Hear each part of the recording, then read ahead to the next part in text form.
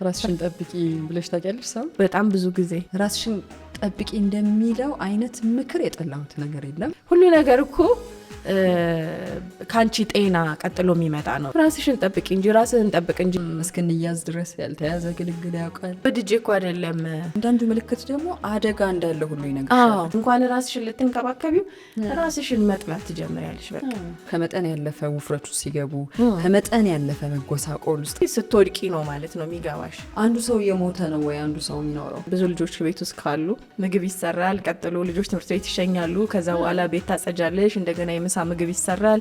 ከሰዓት ይቀጥላል። ማህበራዊ ህይወትም መወጣት ሊኖርብሽ ይችላል። እንደገና ልጆች ትቀበያለሽ። ማታም ተመሳሳይ እንዲህ አይነት ነገሮች ያሉበት ህይወት ውስጥ ራስሽን ጠብቂ የሚለው ነገር አንዳንድ ጊዜ ዘበትም ይመስላል። እናትሽ ወይ ቤተሰብ ራስሽን ጠብቂ እንጂ ልጄ ምንድን ነው እየከሳሽ ነው፣ በጣም ውፍረት እየጨመርሽ ነው፣ ቆዳሽም ልክ አይደለም፣ ትኩረትሽም ልክ አይደለም፣ ከቀልብሽ አይደለም ኖሮሽ እያየን ነው ቢሉሽ ራስሽን ጠብቂ የሚለው ነገር ከሆነ ድጋፍ ጋር መሆን አለበት። ጫማው ካልተጠረገ፣ ጫማው ከተንሻፈፈ ተጠያቂው አንቺ ነሽ። የቤተሰቡን የፋይናንስ ጥያቄ ለመመለስ በጣም ብዙ ቦታ ረግጦ የሚመጣ ባል ሊሆን ይችላል አይደል? ጫማው ባይንሻፈፍ ነው የሚገርመው። መጎሳቆል አለ፣ ኬርለስ በመሆን የሚመጣ ነገር አለ።